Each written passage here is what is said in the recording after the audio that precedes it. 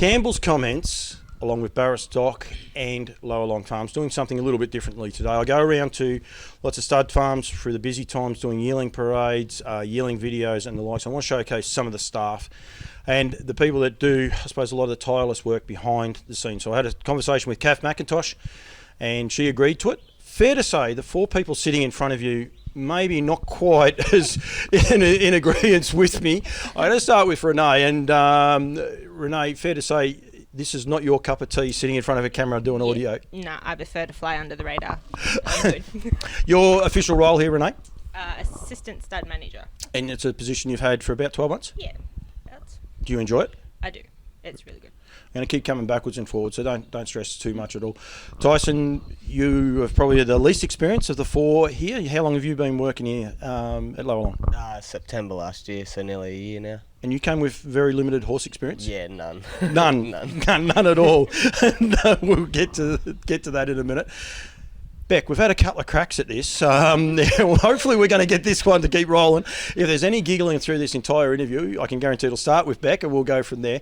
But you have a little bit of horse experience prior to starting here, but your official role when you first started here was the night watchman. Yeah, foal watch. And that's a very different role, a very important role here at the farm. Especially being thrown in that in the deep end straight away, like in the toughest part of the job, like breeding season, and coming in with no experience, had a bit of vet nursing experience, did that for 4 years in a smallies, but completely different to large animals, so yeah.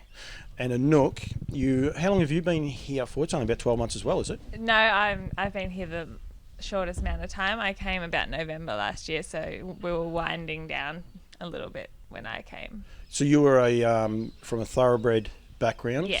You've worked at quite a few thoroughbred studs over the journey? Yeah. I've worked at three. Yeah. How have you found the transition? I've enjoyed the transition. I've enjoyed the change. And I've enjoyed working with standardbreds rather than thoroughbreds as a professional aside.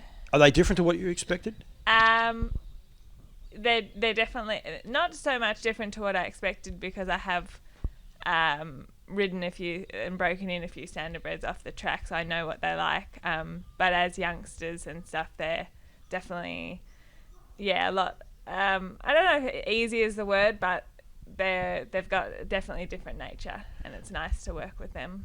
And all of yours, I suppose, you're starting to evolve into different roles and different positions as you go along. Beck, I think you've got to look after the stock around here, so you get all the ordering and making sure all the drugs are stocked up and all that sort of stuff. And that is one of the big things about Llowalong Farms, is that it is also a veterinary practice, and a very, very busy one.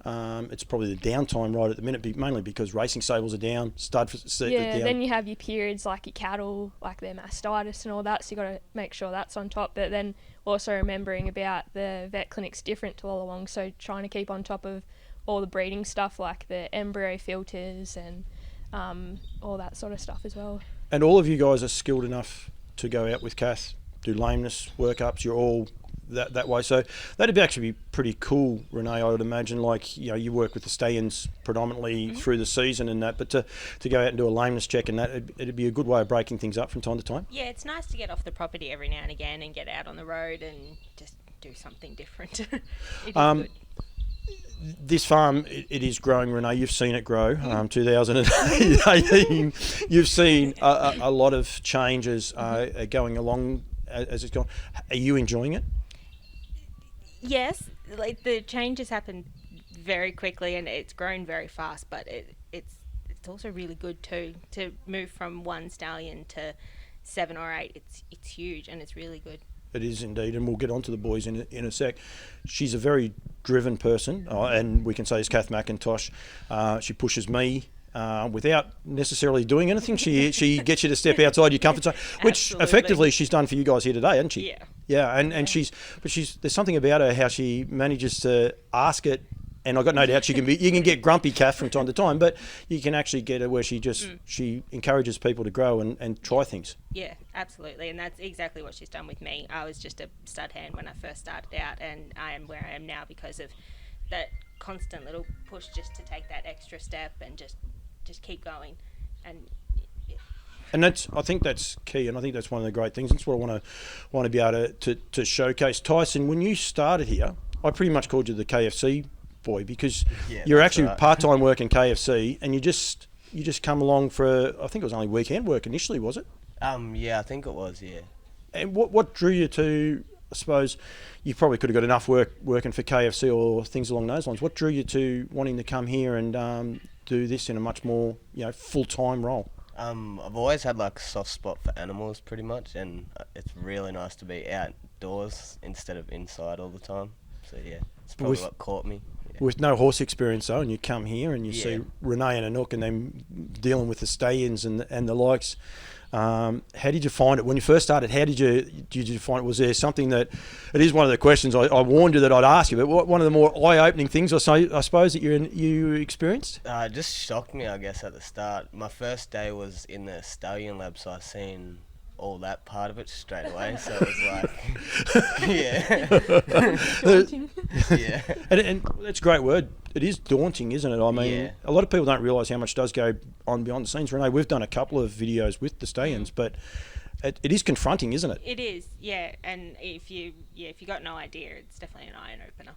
And Anouk, you've come from the thoroughbred point of view, where it's a lot of manual serves, and Yeah. probably some of the thoroughbred people are probably thinking, "Oh, yeah, it's easier the way standard." It's not, is it? It's No, not at all. And you got to put that microphone to your mouth. If that's not catching you, you'll be in trouble. Don't you worry about that. But it's very different world. I mean, basically the basic principles are the same. Get as many mares in as foal as we can and work to it. But how did you find that part? The stallion, like Tyson says there, that it was an eye opener for him. How did you find it? Yeah, I found. Well, I suppose because I gone from the live cover, so it wasn't it's not confronting because the thoroughbred side is very confronting. Yep. Because it's live, but I really enjoyed learning a new skill with the dummy and all that, and I find it really interesting how quickly the stallions sort of take to it and they get in the routine of doing it, and I really enjoyed the change.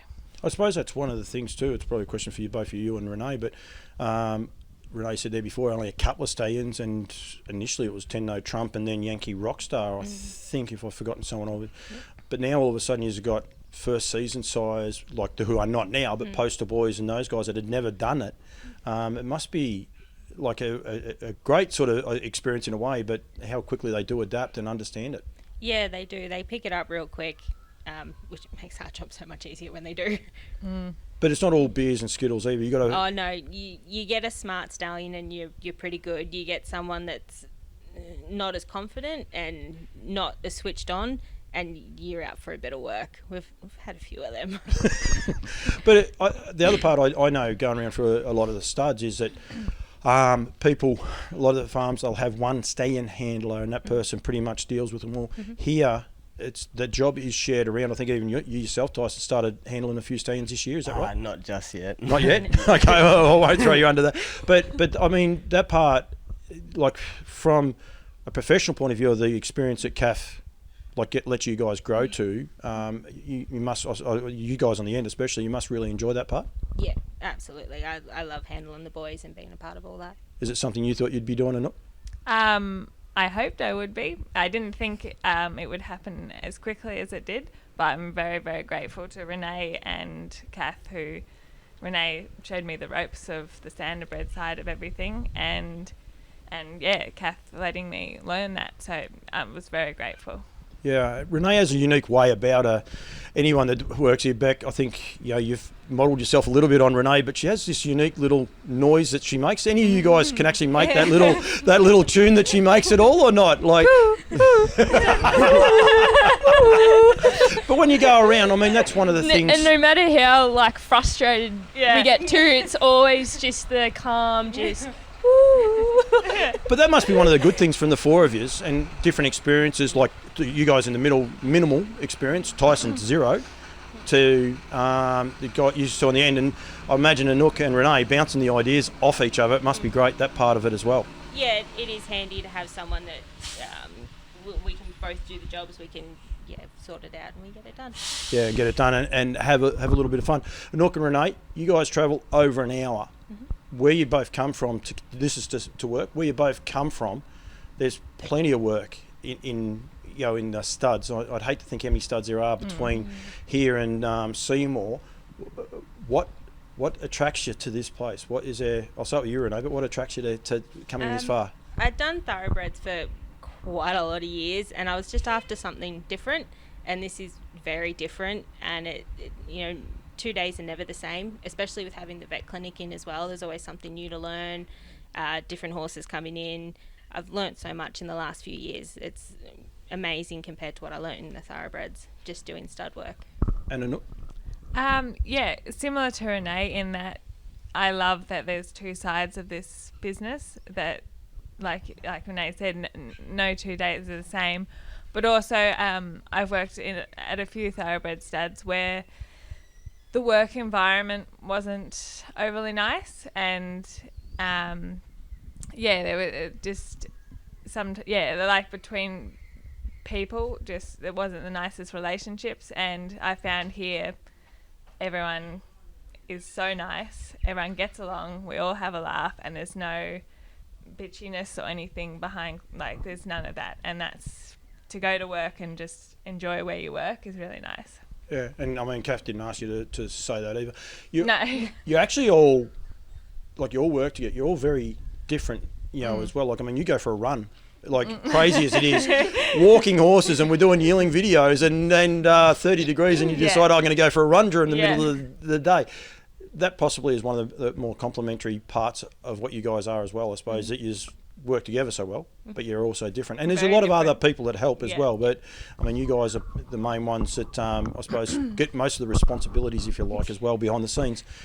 Tyson, your love of this industry, what is it that attracts you? So from a guy that had no horse experience at all, because you've actually enrolled yourself into a horse husbandry course through TAFE, and the likes, you took that upon yourself and didn't actually tell Kath until you'd got into it. But what attracts you to horses? I think sometimes we forget why we do this, and I mean, you've only just recently done that, so what attracts you? I think they're just so innocent. Like, they can act up, but they're just so innocent. Yeah, they're just lovely creatures to work with. And like, you want to do more? Like, what do you have a goal? I would like to obviously upskill, and just so I can help out a bit more, because I don't know much. So that's the main reason for you enrolling yourself into that TAFE course, was just so you can do more. Yeah, so I can offer more to the team, pretty much. Yeah. Right, that's great insight. And Becky, yourself, like, you must have been rapt when you got asked to come on full time. Yeah, definitely. Was it one of your goals was to be here full time? Yeah. As you're working and you go along, you start to get that like passion and that drive that just wants you to keep like doing what you're doing. So to get asked to come full time and work your way up is just really rewarding, I'd say. Yeah. I think it's good, because it is fair to say none of you were keen on this.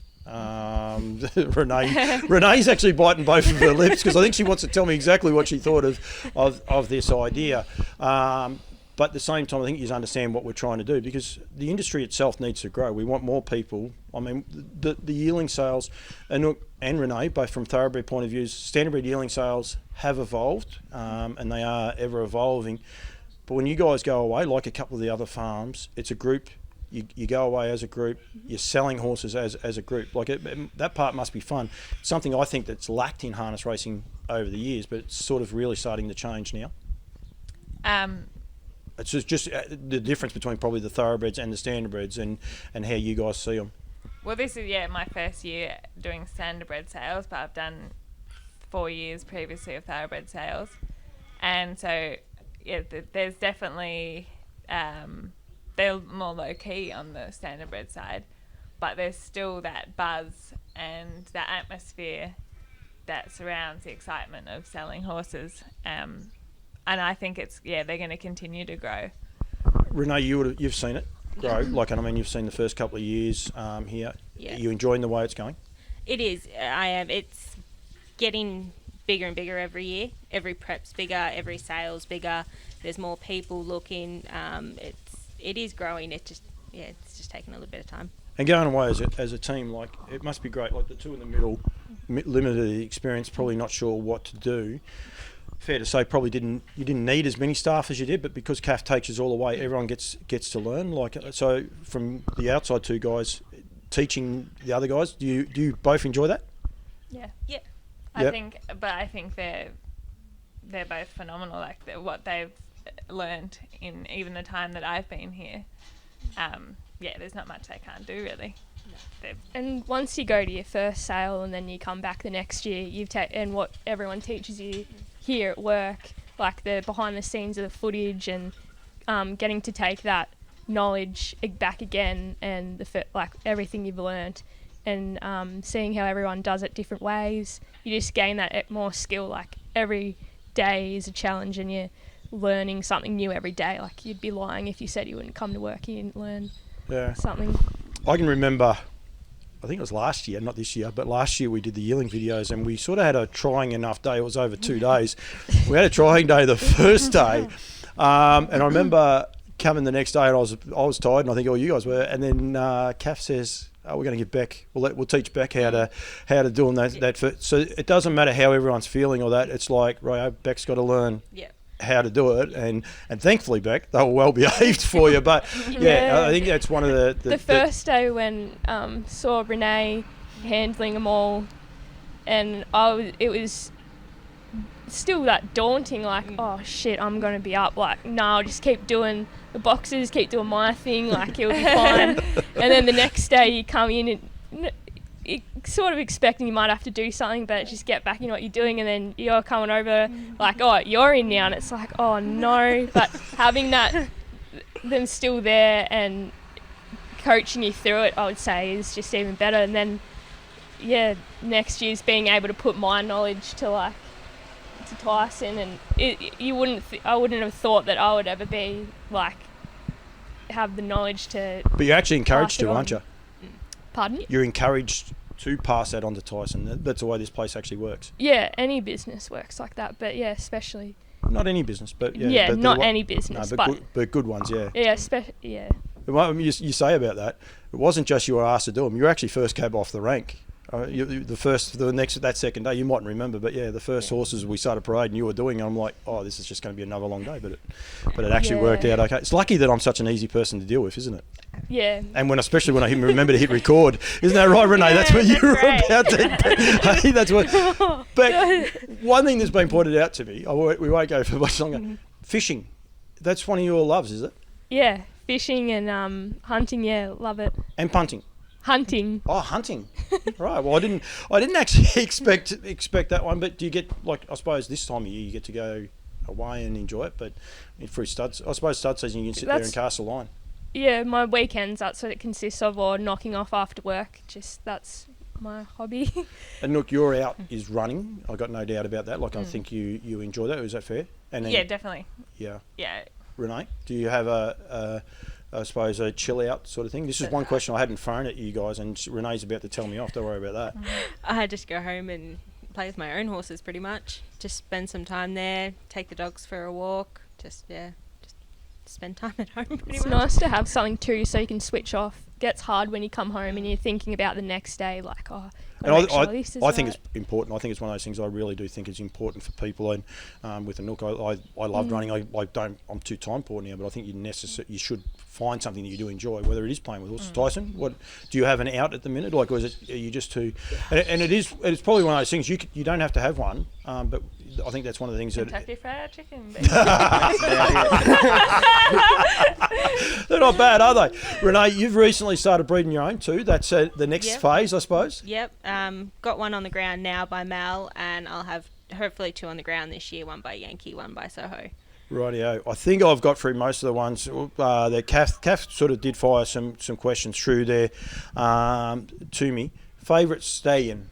Now, when we say this, we've got to be careful because there are stallion owners, and it doesn't necessarily have to be the one you think the best, but just the one that you guys, I suppose, get along with the best, Renee? It's kind of a tie. I really like Melmara and Yankee Rockstar. They're just easygoing boys. They know their job. There's no fuss, no muss, and they throw nice foals, good smart foals.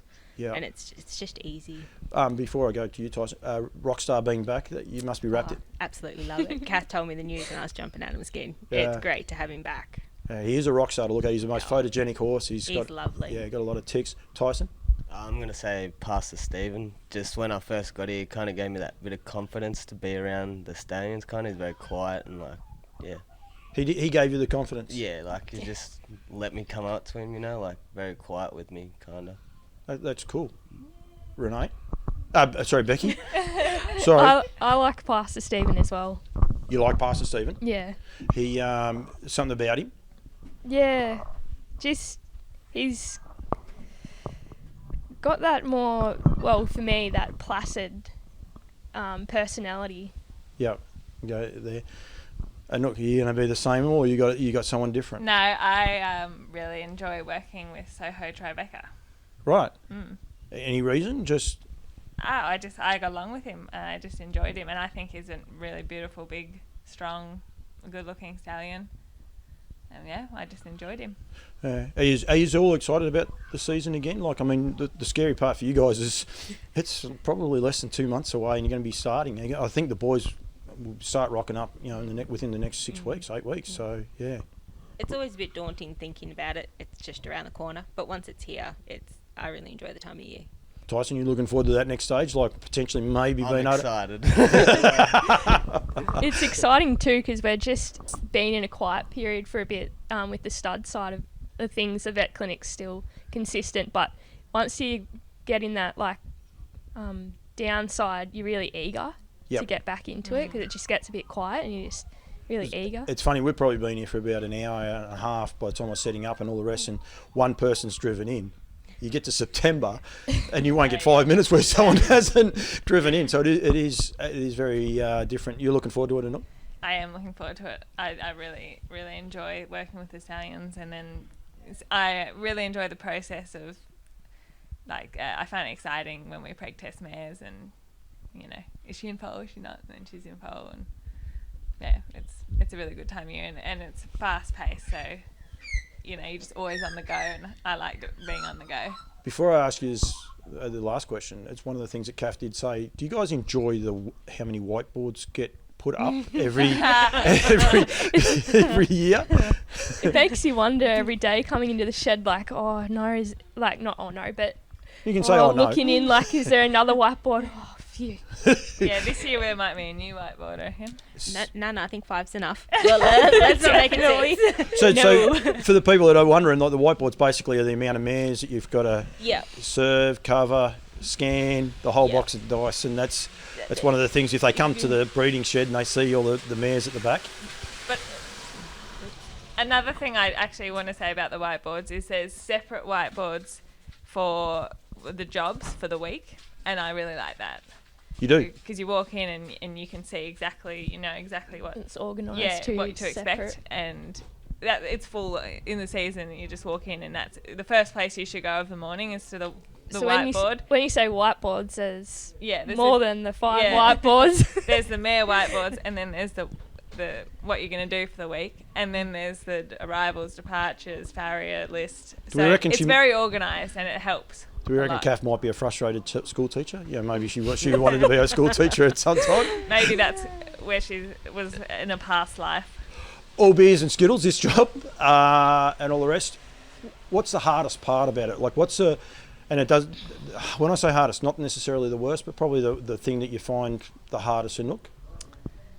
The thing I probably find the hardest would be, like you say, in the season, there's just a constant flow of people coming in, and sometimes you get horses that come in and you know where they've been, they're not looked after the best that they could be, or and you know that's where they're going back.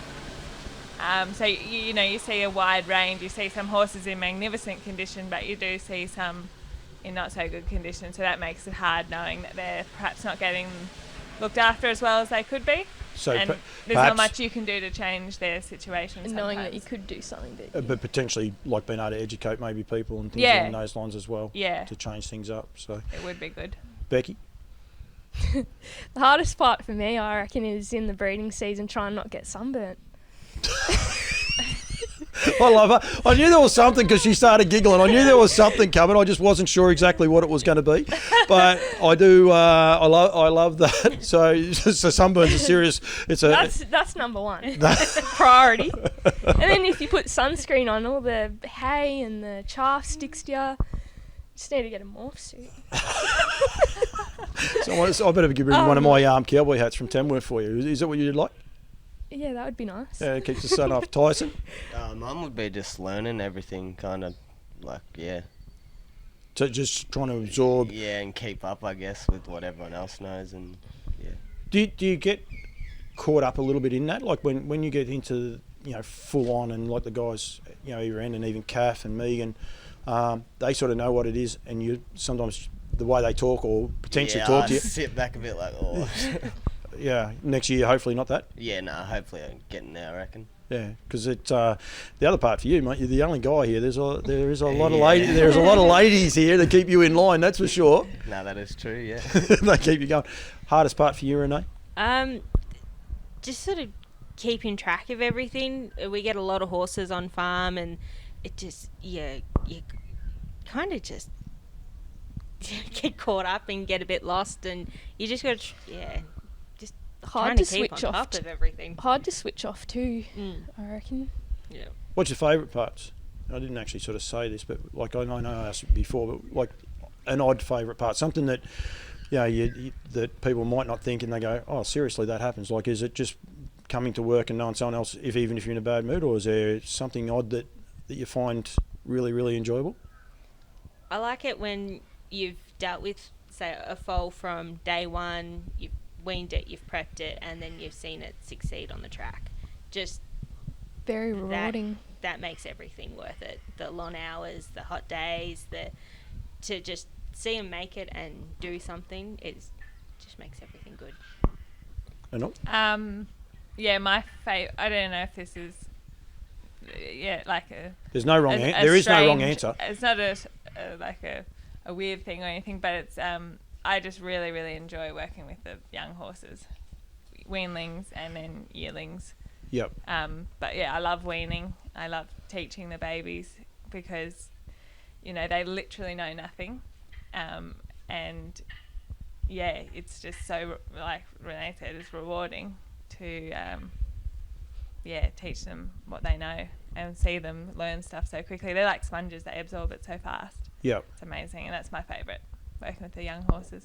Becky's got something. I know that she's about to tell me what No, it I is. just thought you were going to say me next. So I am. So you're ready to go anyway.